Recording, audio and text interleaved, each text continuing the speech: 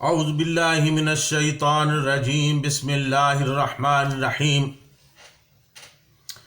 الحمدللہ رب العالمین والصلاة والسلام علی سید الانبیاء والمرسلین وخاتم النبیین اللہم صلی علی محمد وانزلہ المقعد المقرب عندک یوم القیامہ۔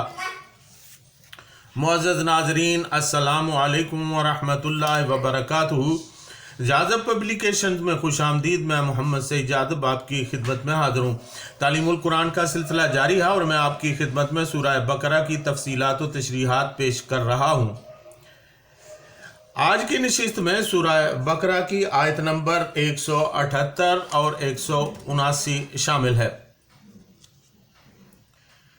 اللہ تعالیٰ نے ارشاد فرمایا ہے، یا ایھا الذین آمنوا کتب علیکم القصاص فی القتلی الحر بالحر والعبد بالعبد والانثى بالانثى فمن عفی له من اخیہ شیء فاتباع بالمعروف واداء الیہ باحسان ذلک تخفیف من ربکم ورحمہ فمن اعتدی بعد ذلک فلہ عذاب علیم وَلَكُمْ فِي الْقِصَاصِ حَيَاةٌ يَا أُولِي الْأَلْبَابِ لَعَلَّكُمْ تَتَّقُونَ۔ اے ایمان والو، فرض کیا گیا ہے تم پر قصاص ان کا جو ناحق مارے جائیں، آزاد کے بدلے آزاد اور غلام کے بدلے غلام اور عورت کے بدلے عورت۔ پس جس کو معاف کی جائے اس کے بھائی منقول کے یعنی منقول کے وارث کی طرف سے کچھ چیز تو چاہیے کہ طلب کرے۔ مقتول کا وارث خون بہا دستور کے مطابق اور قاتل کو چاہیے کہ ادا کرے اچھی طرح۔ یہ رعایت ہے تمہارے رب کی طرف سے اور رحمت ہے۔ تو جس نے زیادتی کی اس کے بعد تو اس کے لیے دردناک عذاب ہے اور تمہارے لیے قصاص میں زندگی ہے، اے عقل مندو، تاکہ تم قتل کرنے سے پرہیز کرنے لگو۔ ناظرین، قصاص کا مطلب کیا ہے؟ لغوی اعتبار سے قصاص کا مادہ قصہ ہے۔ ابن فارس رحمۃ اللہ علیہ فرماتے ہیں کہ اس مادہ کے بنیادی معنی کسی چیز کا پیچھا کرنے اور جستجو کے ہوتے ہیں۔ چنانچہ القصاص کا مطلب ہے مجرم کا اس طرح پیچھا کرنا کہ اسے اس کے جرم کی سزا مل کر رہے۔ مجرم کو اس کے جرم کی سزا دے دینا، قانون عدل کا مجرم کے پیچھے پیچھے چلنا۔ علامہ راغب رحمۃ اللہ علیہ نے اس کے معنی خون کے پیچھے خون بہا یعنی بدلہ کا آنا کے کیے ہیں۔ قرآن کریم نے اس لفظ کو جرم قتل کی سزا کے سلسلہ میں استعمال کیا ہے۔ ناظرین، قرآن کریم کی روح سے انسانی زندگی کو بہت اہمیت حاصل ہے، اور پارہ نمبر 6 سورہ مائدہ آیت نمبر 32 میں واضح فرما دیا گیا ہے، من قتل نفسا بغیر نفس او فساد فی الارض فکانما قتل الناس جميعا، جس نے کسی ایک متنفس کو مار ڈالا بجز اس کے کہ اس کی جان کے بدلے جرم قتل کی سزا میں مارا گیا ہو، یا ملک میں فساد برپا کرنے کی سزا کے طور پر، تو یوں سمجھو گویا اس نے تمام نوع انسانی کو قتل کر ڈالا۔ ومن احیاھا فَكَأَنَّمَا أَحْيَا النَّاسَ جَمِيعًا، اور جس نے کسی ایک متنفس کو موت سے بچا لیا تو اس نے گویا تمام انسانوں کو موت سے بچا لیا۔ اس سے ظاہر ہے کہ قرآن کریم کی روح سے قتل بہت بڑا سنگین جرم ہے، اور جو شخص کسی دوسرے شخص کو قتل کر دے یا ملک میں فساد برپا کر دے اسے قتل کیا جا سکتا ہے۔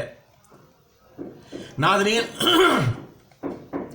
جرم قتل کے متعلق سورۃ البقرہ کی یہ جو آیت کریمہ میں نے تلاوت کی ہے، اس میں فرمایا گیا ہے کہ کتب علیکم القصاص فی القتلی، تم پر مقتولین کے بارے میں قصاص فرض کر دیا گیا ہے۔ یہاں پر لفظ قصاص سے مراد عام طور پر سزائے موت لی جاتی ہے، لیکن یہ صحیح نہیں ہے۔ جیسا کہ پہلے کہا جا چکا ہے کہ قصاص ان کے معنی کسی کے پیچھا کرنے کے ہیں، لہٰذا قصاص کا مطلب ہوا مجرم کا پیچھا کرنا، اس کا تعاقب کرنا، اسے ایسے ہی نہ چھوڑ دینا کہ وہ اپنے کیے کی سزا نہ پا سکے۔ اس آیت کریمہ میں خطاب یا ایھا الذین آمنوا یعنی جماعت مومنین سے ہے۔ جس معاشرہ میں اجتماعی قوانین رائج نہ ہوں، اس میں جرائم اور اس کے بدلے کو افراد پر چھوڑ دیا جاتا ہے۔ مثلا کسی شخص نے ایک آدمی کو قتل کر دیا، اب یہ چیز مقتول کے وارثوں کے لیے ہے کہ وہ مجرم کا پیچھا کریں۔ اگر ان میں ہمت ہو تو اسے پکڑ کر اس سے بدلہ لے لے، اور اگر مجرم ان سے بالا دست ہو تو پھر صبر شکر کر کے بیٹھ جائے۔ لیکن قرآن کریم ایک اجتماعی نظام پیش کرتا ہے، اس لیے اس میں جرم کا بدلہ لینا افراد پر نہیں چھوڑا گیا۔ وہ معاشرہ سے کہتا ہے کہ جرم کا ارتکاب خود معاشرہ کے خلاف ہوا ہے، کسی فرد کے خلاف نہیں ہوا، اس لیے یہ معاشرے کا فریضہ ہے، نہ کہ مقتول کے وارثین کا انفرادی کام، کہ مجرم کو کیفر کردار تک پہنچائے۔ معاشرہ پر فرض قرار دیا گیا ہے کہ وہ مقتول کا بدلہ لینے کا انتظام کرے۔ دور حاضر کی اصطلاح میں کہا جائے گا کہ قرآن کریم نے جرم قتل کو قابل دست اندازی پولیس قرار دیا ہے، جس میں سے مستغیث خود حکومت ہوگی، یعنی کراؤن ورسز مرڈرر۔ لہٰذا آیت کے اتنے حصہ کے معنی یہ ہوئے کہ اسلامی حکومت کی ذمہ داری ہے کہ وہ جرم قتل کے مرتکب کا پیچھا کر کے اس سے بدلہ لے لے۔ اب کس کا بدلہ کس سے ہے؟ یہاں فرمایا الحر بالحر والعبد بالعبد والانثى بالانثى، آزاد کے بدلے آزاد، غلام کے بدلے غلام، اور عورت کے بدلے عورت۔ اس حصہ کا تعلق بھی سزا سے نہیں، بلکہ اس میں اس اہم اصول کو بیان کیا گیا ہے کہ اس باب میں مجرم اور مقتول کی پوزیشن کا لحاظ نہ رکھا جائے۔ مجرم خواہ کتنا ہی بڑا اور مقتول کتنا ہی چھوٹا کیوں نہ ہو، بدلے کے معاملہ میں دونوں کو یکساں سمجھا جائے۔ اس لیے ہر انسانی زندگی وہ آزاد کی ہو یا غلام کی، عورت کی ہو یا مرد کی، یکساں قیمتی ہے۔ اسے پھر دہرا دینا ضروری ہے کہ آیت کے اس حصہ میں اسلام کا اصول مساوات بیان کیا گیا ہے، یعنی اس سے یہ مطلب نہیں کہ اگر کوئی مرد آزاد یعنی حرن قتل کر دیا گیا ہے تو اس کے بدلے کسی مرد آزاد یعنی حرن کو قتل کیا جائے، خواہ قاتل کوئی غلام ہی کیوں نہ ہو۔ اور اگر مقتول غلام ہے تو کسی غلام کو پھانسی چڑھا دیا جائے، خواہ قاتل مرد آزاد ہی کیوں نہ ہو۔ یہ مفہوم بالبداہت غلط ہے۔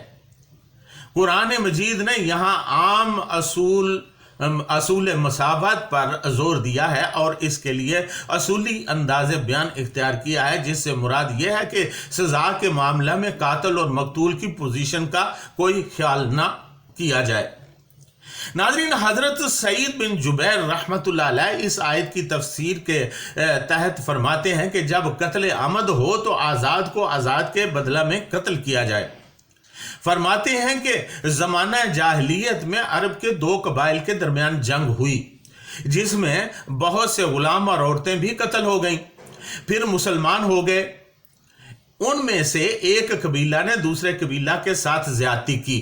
انہوں نے قسم اٹھا لی کہ جب تک ہم اپنے غلام کے بدلہ میں ان کے آزاد اور عورت کو بدلہ میں ان کے مرد قتل نہ کر دیں، ہم راضی نہیں ہوں گے اور نہ ہی صلح کریں گے۔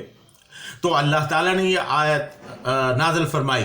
پھر پارہ نمبر 6 سورۃ المائدہ آیت نمبر 45 میں ارشاد باری تعالیٰ ہے، وَكَتَبْنَا عَلَيْهِمْ فِيهَا أَنَّ النَّفْسَ بِالنَّفْسِ وَالْعَيْنَ بِالْعَيْنِ وَالْأَنْفَ بِالْأَنْفِ وَالْأُذُنَ بِالْأُذُنِ وَالسِّنَّ بِالسِّنِّ وَالْجُرُوحَ قِصَاص، اور ہم نے لکھ دیا تھا یہود کے لیے तौरात में कि जान के बदले जान, आंख के बदले आंख, नाक के बदले नाक, कान के बदले कान और दांत के बदले दांत और जख्मों के लिए किसास है। हजरत इब्ने अब्बास रजी अल्लाह ताला अन्हु फरमाते हैं कि कत्ल अमद के बदले में तमाम आज़ाद लोगों को बराबर करार दे दिया गया है, यानी जान के बदले में जान ली जाए, खा कातिल मर्द हो या औरत। इसी तरह मकतूल खा मर्द हो या औरत, यही हुक्म गुलाम और लौंडियों के बारे में होगा। अगर किसी ने दूसरे का उज़्व जख्मी कर दिया तो उसमें मर्द और औरत का हुक्म बराबर होगा। नाज़रीन, दियत या खून बहा क्या है? तो फरमाया कि फमन उफिया लहू मिन अखी शैन फत्तिबान बिल मारूफ व अदाउन इलैहि बिइहसान ज़ालिका तख़फ़ीफ़ुम मिन रब्बिकुम व रहमा। जिस शख्स को अपने भाई की तरफ से कुछ माफ़ी दे दी जाए तो उसे चाहिए कि कायदे के मुताबिक उसकी पैरवी करे और अहसन तरीक़ा से उसकी अदायगी करे। ये तुम्हारे रब की तरफ से तख़फ़ीफ़ और रहमत है। ज़ाहिर है कि सज़ा का इसमें भी जिक्र नहीं, सजा में कुछ माफ कर देने का जिक्र है। शैउन यानी कुछ माफ कर देना, इसकी दलालत करता है कि इसका ताल्लुक सजाए मौत से नहीं, इसलिए कि सजाए मौत में कुछ माफ कर देने और कुछ बाकी रहने देने का सवाल पैदा नहीं होता। कुछ माफ कर देने की शक्ल उसी सूरत में पैदा हो सकती है कि सजा माल जुर्माना की सूरत में हो। इसे दियत या खून बहा कहा जाता है। नाज़रीन, कत्ल अमद और कत्ल खता क्या है? जुर्म कत्ल की सज़ा का तफसीली जिक्र पारा नंबर 5 सूरत उन्निसा आयत नंबर 92 में है। इरशाद बारी ताला है कि वमा कान लिल मुमिनिन यक़्तुल मुमिनन इल्ला खतान। किसी मोमिन के ये शान ही नहीं कि किसी दूसरे मोमिन को कत्ल कर डाले। हाँ, गलती से ऐसा हो सकता है। वमन कतला मोमिनन खतान फतहरीरु रकबतिन मोमिनतिन वदियतुन मुसल्लमतुन इला अहलिही इल्ला अन यस्सद्दक़ू। और जो कोई गलती से किसी मोमिन को मार डाले तो एक मोमिन गुलाम आज़ाद करे और खून बहा अदा करे जिसे उसके वारसों के सुपुर्द किया जाए, बजुज़ इसके कि वो माफ़ कर दें। यहाँ से बात साफ हो गई है कि कत्ल खता यानी गैर इरादी तौर पर भूलने से कत्ल की सज़ा मौत नहीं है बल्कि खून बहा है जो उसके वारसों को दिया जाएगा। खून बहा की जो रकम अदालत मुकर्रर करे, मकतूल के वारसों को उसका इख्तियार है दिया गया है कि वो उसमें से कुछ या सब का सब माफ़ कर दें। लिहाजा सूरतुल बकरा की इस आयत में जो फमन उफिया लहू मिन अखी शैउन कहा गया है तो वो कत्ल खता की सूरत में है जिसकी सज़ा खून बहा अदा करना है।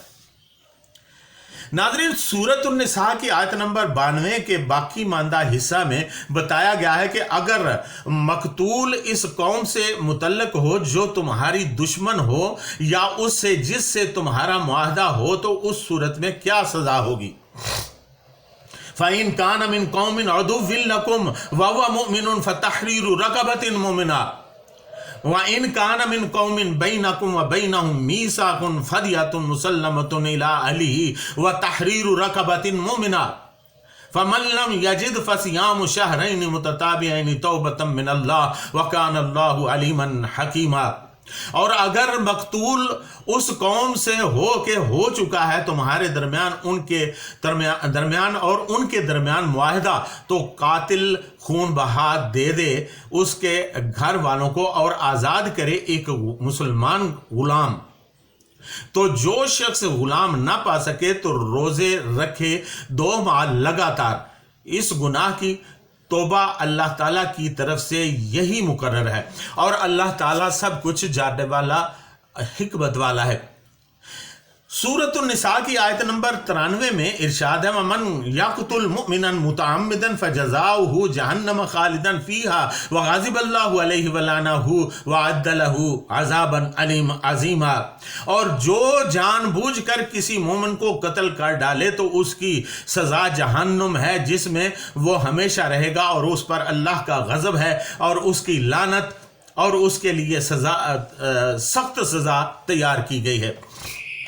यहाँ कुरान करीम ने कत्ल आमद के लिए इंतहाई सज़ा बताई है। इसमें दियत खून यानी खून बहा नहीं है। अलबत्ता कत्ल आमद में भी जुर्म की नौइयतें मुख्तलिफ हो सकती हैं। मसलन एक शख्स नहायत ठंडे दिल से सोचता है कि अगर फलां आदमी को कत्ल कर दिया जाए तो उसकी तमाम जायदाद मुझे मिल जाएगी। वो इसके लिए स्कीम बनाता है और सोची समझी तदबीर के मुताबिक उसे कत्ल कर देता है। इस किस्म के कोल्ड ब्लड मर्डर की सख्त सज़ा सख्त तरीन होनी चाहिए। इसके बरअक्स एक शख्स देखता है कि किसी ने उसकी बीवी की इस्मत पर हमला किया है, वो गैरत में आकर उसे फौरन कत्ल कर देता है। कत्ल अमद ये भी है, लेकिन इसमें और अव्वल ज़िक्र में बड़ा फ़र्क है। इसलिए हर कत्ल अमद की सज़ा एक जैसी नहीं होगी। जुर्म की नौइयत अहवाल ज़रूफ़ यानी सरकमस्टांसेस के इख्तिलाफ से ज़रा सज़ा में इख्तिलाफ होगा। इससे क्यास का रुख इस तरफ जाता है कि कुरान मजीद ने कत्ल अमद की सज़ा में जज़ाउहु जहन्नम के बाद अल्लाह का गज़ब, उसकी लानत और सख्त सज़ा का जो जिक्र किया है, तो ये सज़ाओं की मुख्तलिफ नौइयतें हैं। मसलन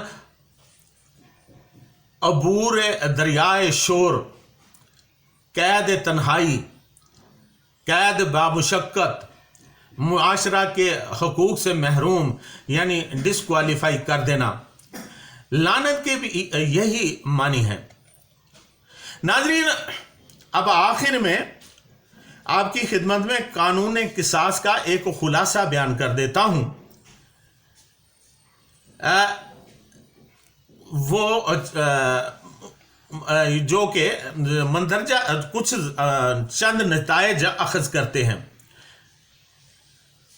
कत्ल का जुर्म इंसानियत के खिलाफ संगीन जुर्म है, पहली बात तो यह है। दूसरी बात यह है कि जुर्म कत्ल अफराद के खिलाफ जुर्म नहीं, खुद माशरा के खिलाफ जुर्म है। लिहाजा मुजरम का पीछा करके उसे सज़ा देना मकतूल के वारसों का काम नहीं, बल्कि निज़ाम हुकूमत का फरीज़ा है।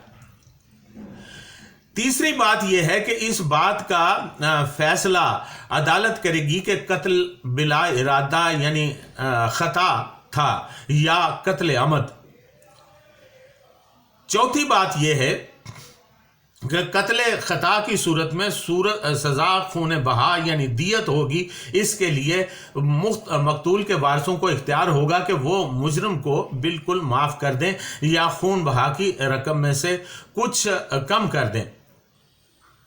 पांचवी बात यह है कि कत्ल आमद की सज़ा दियत नहीं, इसलिए इसमें मकतूल के वारसों का कोई इख्तियार नहीं रहता। इसकी सज़ा अदालत की तरफ से मुकर्रर होगी, जो सज़ाए मौत या जुर्म की नौइयत और हालात के पेश नज़र इससे कम दर्जा की सज़ा यानी कैद वगैरह होगी।